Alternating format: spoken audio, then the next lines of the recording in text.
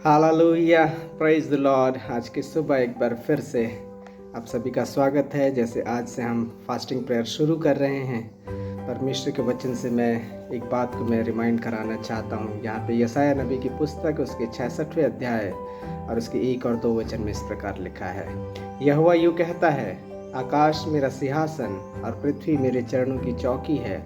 तुम मेरे लिए कैसा भवन बनाओगे और मेरे विश्राम का कौन सा स्थान होगा। यहोवा की यह वाणी है, ये सब वस्तुएं मेरे ही हाथ की बनाई हुई हैं, इसलिए ये सब मेरी ही हैं।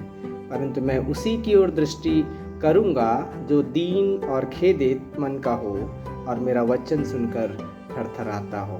जी हाँ मेरे प्रियो, यहाँ पे दूसरे वचन के आखिरी भाग में लिखा हुआ है, परंतु मैं उसी की ओर दृष्टि करूँगा जो दिन और खेदित मन का हो और मेरा वचन सुनकर थरथराता हो। कई बार यहाँ पे परमेश्वर के वचन में लिखा हुआ है कि तुम मेरे लिए कैसा भवन बनाओगे और मेरे विश्राम का कौन सा स्थान होगा।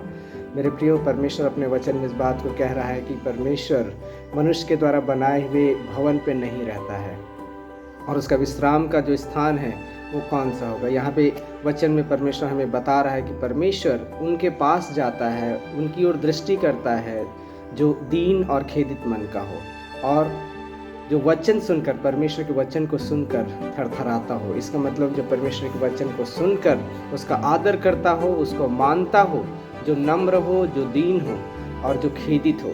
खेदित इस बात के लिए कि जो उसने अपने पुराने जीवनों में किया है, हमने अपने आप को बुद्धिमान जताकर परमेश्वर को अपनी बुद्धि से हमने जानने की कोशिश किया, वचन में जानने को छोड़कर अपने ही ज्ञान, अपनी ही बुद्धि से परमेश्वर को जानने की कोशिश किया था। यही सबसे बड़ा हमारा पाप है।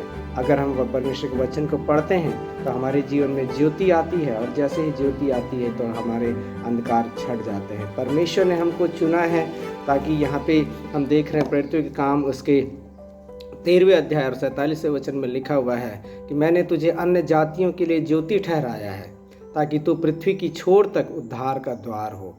जी हाँ मेरे प्रियो, यहाँ परमेश्वर अपनी योजना को प्रकट करना चाह रहा है कि उसने हमें किस लिए चुना है और हमें उसे क्या बनने के लिए ठहराया हुआ है। तो जैसे आज हम प्रार्थना उपवास को हम शुरू कर रहे हैं तो परमेश्वर से मांगें कि परमेश्वर हमें नम्र बनाए, दीन बनाए और परमेश्वर के वचन का आदर करना सिखाए ताकि परमेश्वर हमारे जीवन में वो उपस्थित हो और हमारे द्वारा परमेश्वर के नाम की महिमा हो और हम आशीष का कारण हो और पृथ्वी के छोर तक उद्धार का द्वार हो। हालेलुया। प्रभु आप सभी को आशीषित करे इस वचन के द्वारा। दिन शुभ हो। शालोम।